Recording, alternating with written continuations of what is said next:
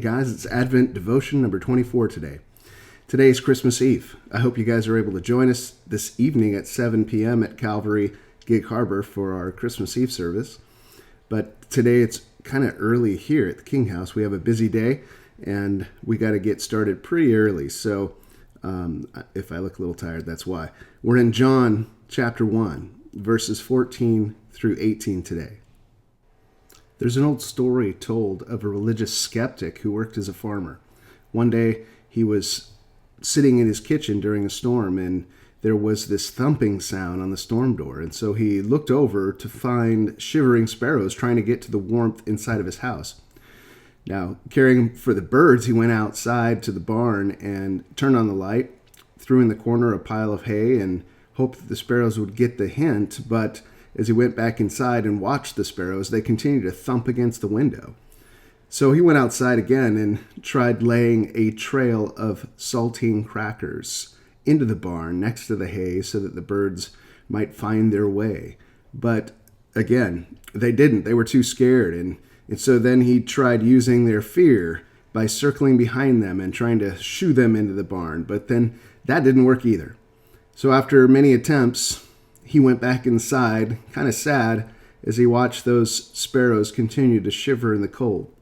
Now he thought to himself, if only I could become like one of the sparrows, I wouldn't scare them so much. And it was at that point he realized the reason why Christ came to this earth. In verse 14, it says that the Word became flesh. This name for Jesus, the Word, has to do with his nature to speak. He spoke us into existence. He spoke to us personally by becoming one of us. Christmas is depressing for a lot of people. It's not about the gifts. It's not about lost loved ones, though. It's about God coming to earth for you. He came to us in our cold, dark neediness. The one who created all things became part of his creation. The infinite became an infant. He was limited by the finite. Now, for us, that's hard to understand, but if you could imagine becoming an amoeba, entering that dark world where you can't even see, it's almost like you're two-dimensional and you're limited by this one-cell body. Imagine God, who is infinite, becoming a baby, a helpless child.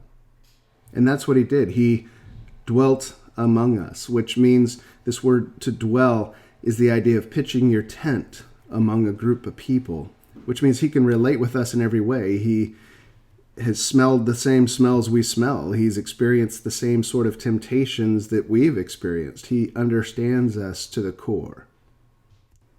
But Jesus didn't come to bring judgment. He came to bring salvation. In this passage, it says truth and grace. The truth of God with the grace of God, which is a beautiful thing. In the Old Testament, the glory of God in the temple departed because of man's sinfulness. But here, the glory of God returns in an approachable form.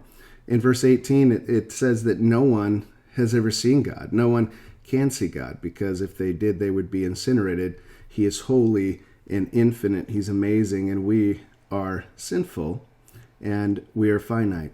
And so we can't stand in his presence. But Jesus reveals the Father in an understandable way to us that is also approachable. We understand who the Father is through Christ. And so through his words, through his character, and through his actions, you can learn about the Father.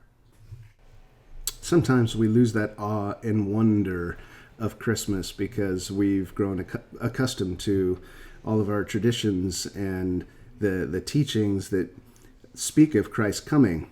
Yet, I think there's a great illustration for us found in C.S. Lewis' Prince Caspian. There was this encounter between Lucy and Aslan where Lucy says to Aslan, "Aslan, you're bigger." And Aslan says, "That's because you're older, little one." And Lucy responded, "Not because you are bigger. I am not. But every year you grow, you will find me bigger." And I think that's a great insight to the reality of we are growing in Christ every Christmas when we ponder the fact that the Word became flesh.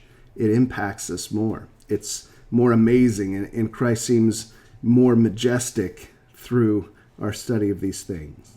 As you look in your devotional booklets, you'll notice that after you have your Advent calendar, the first question is, what are you most excited about for tomorrow morning? And so it's really fun to hear the kids and their different ideas of why they're so excited about tomorrow. Read John 1:14 through 18, and then here's 3 questions to discuss. First, retell this passage in your own words. Second, what do you think it was like for Jesus to leave the Father and make his dwelling on earth? And so ponder that idea.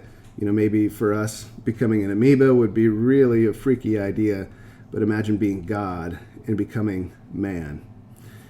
Then lastly, how does Jesus make the Father known to us? In what ways can we know the Father better by knowing Jesus? And so you read the New Testament and you see his actions, you hear his words, and you see his character. And the glory of God is revealed through Christ. And as you pray, thank Jesus for coming to this earth and for everything he's done for you. And then lastly, pray that Jesus would be the main focus of Christmas in your family and in your gatherings. Well, you guys enjoy today. We'll see you tonight at the Christmas Eve service.